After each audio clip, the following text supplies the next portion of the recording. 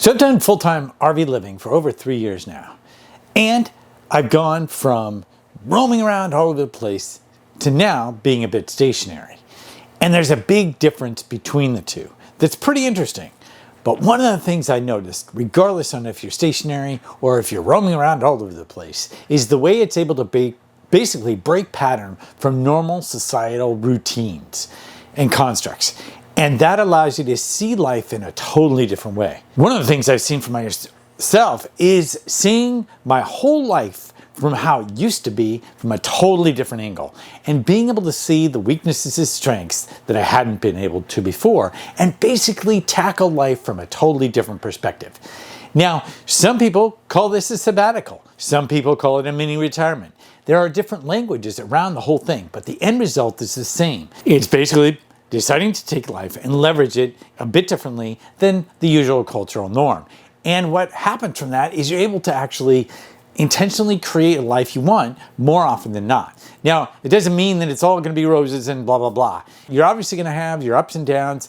And the thing of it is, in a small space like an RV, a lot of life's problems tend to be condensed quite a bit.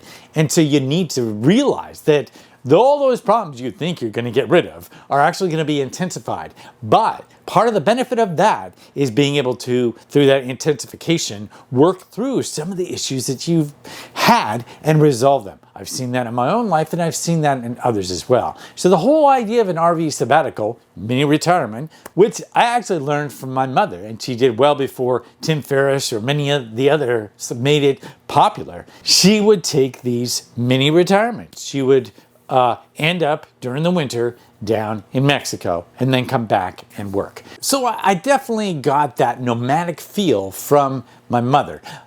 But I've also seen where the mini retirement, the sabbatical, can be used and weaved into life. Instead of saving it all for the end, taking mini retirements throughout your life instead. And when you think about it, there's no real reason you can't do this.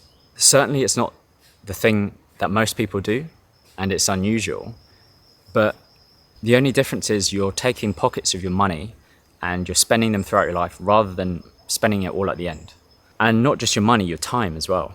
And one thing that I've noticed above all else is that there was no set time frame. It doesn't mean that if you go full-time RV living, that if you stop it at some point, like after a year, that you've failed. That's not it at all. The lifestyle is always there for you to leverage at any point in time. One key difference is the idea of homelessness. And the thing of it is, the homelessness epidemic is not one to take lightly, but there's a difference between being homeless and living in an RV. And I like this quote right here that kind of condenses it down really simply.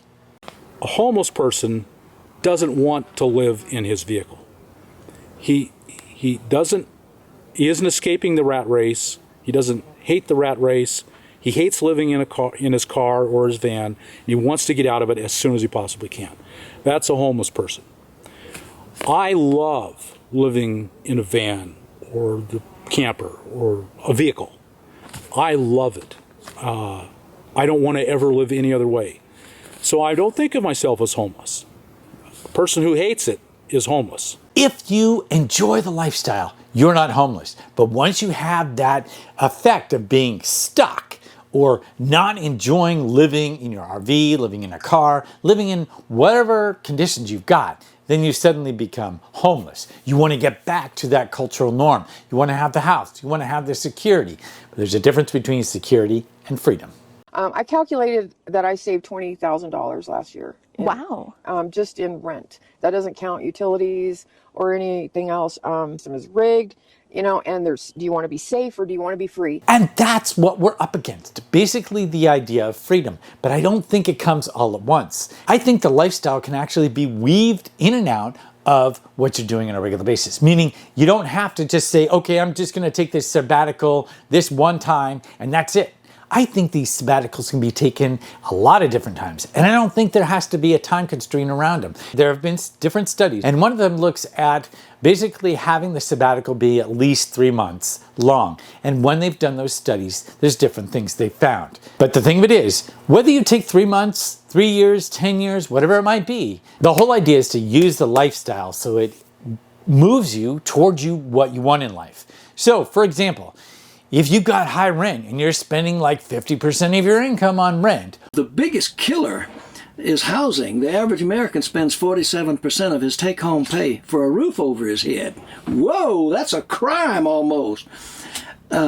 People grossly overestimate what they need. This trailer is 22 feet long, and it has everything that a person would need. It's one of the ways that you can leverage the whole lifestyle is by eliminating a lot of that rent. Now, of course, this isn't any sort of financial advice.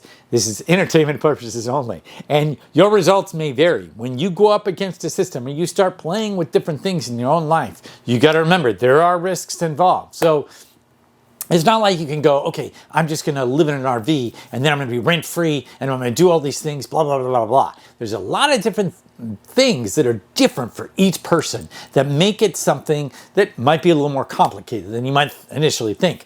Regardless, the end result, though, can be fantastical.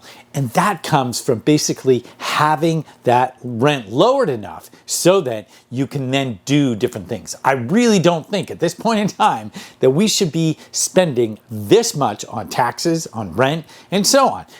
The whole construct itself, which is a whole different ball of wax, is not designed for our benefit, unfortunately. And some people call that a conspiracy theory and whatever.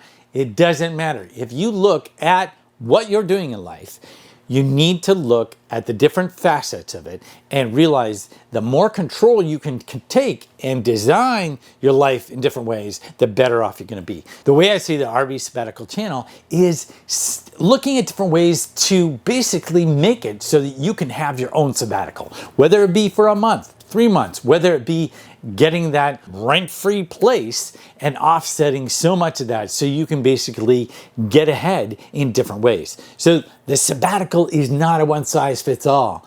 It's more of weaving an understanding of different parts and taking back control of different elements so that you can actually live a creative life, an intentionally creative life, a life that you want to live rather than being this default and expecting that retirement is going to be something that you're going to live for. Because when you look at the other side of this, retirement doesn't always end the way you think it will. The patients I met in hospital who worked their whole life and died shortly after they retired. It's not like that just happened once. I have met multiple patients in my life that has happened to. So you could save it for later, but there may never be a later. A sabbatical is something you can take at any time. It can be long, it can be short, but regardless, the RV, I think, is one of those elements because of the way it's able to dynamically play with rent in a different way. The RV sabbatical is one area that can be leveraged to open up more freedom in your life. Now, if you're interested in something like that, definitely check out the newsletter I have going. And each week, I kind of condense together some different ideas, share the videos that I'm putting out. And I also am putting together a resource that's going to help actually facilitate the whole process. So definitely check out that down below. Thanks a lot for watching. If you found this video helpful, be sure to give it a like, and I'll see you next time.